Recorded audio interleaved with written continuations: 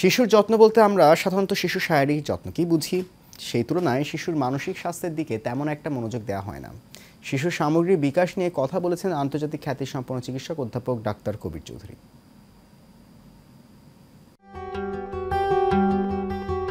বাচ্চাদের সুস্বাস্থ্যের জন্য সুষম খাবারের কোনো বিকল্প নেই। সুষম খাবার সম্পর্কে অনেকেরই পর্যাপ্ত ধারণা নেই। অনেক বাচ্চারাই অপুষ্টিতে ভোগে। অপুষ্টির কারণে নানা ধরনের চর্মরোগ হয়। আবার প্রয়োজনের তুলনায় অতিপুষ্টি ও অতিরিক্ত মোটা হওয়ার কারণে অনেক রোগে আক্রান্ত হয় বলে জানান এই বিশেষজ্ঞ।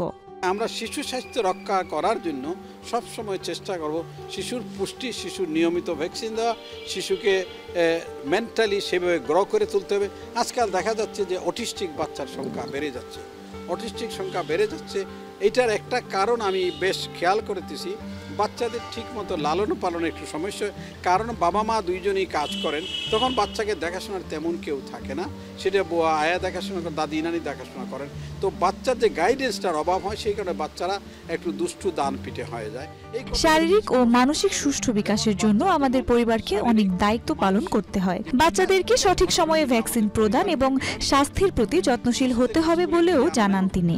আমাদের পরিবারকে বিরাট দায়িত্ব নিতে হবে। শিশুদেরকে স্কুলে নিজে আনা নেওয়া করতে হবে, শিশুদেরকে ঠিকমতো যেন টিফিন খায় কিনা স্কুলে দেখতে হবে, শিক্ষকদের যে বাচ্চারা স্কুলে ঠিকমতো ক্লাস করে কিনা, দুষ্টামি করে কিনা, এই জিনিসটা দেখতে হবে। তাই আমাদের এই ভবিষ্যৎ প্রজন্মকে যদি আমরা ঠিক করতে চাই, এই জিনিসগুলি আমাদের খেয়াল করতে হবে। তার খাওয়া দাওয়া, তার স্বাস্থ্য, তার ঠিকমতো স্বাস্থ্য দেখাশোনা করা, তার রোগ সুখ সম্বন্ধে তাকে, যেরকম যেমন আমাদের দেশে আজকাল ডেঙ্গু জ্বর হচ্ছে, এই ডেঙ্গি জ্বরে বাচ্চারা আক্রান্ত হচ্ছে, মশায় কামড় দিচ্ছে কিনা, এই জিনিসটা আমার বাড়িঘরে আঙ্গিনা পরিষ্কার আছে কিনা, এই অনেকগুলি দেখার আছে। আমরা পারিবারিক পর্যায়ে এই জিনিসটা খেয়াল করি, শিশুর স্বাস্থ্য রক্ষা নামে আমরা নিজেদেরকে বিলীন করে দেই। মানসিক দিক দিয়ে ছোটোবেলা থেকে গড়তে পারি, তাইলে শিশু আর অন্যায় অবিচার করা শিখবে না।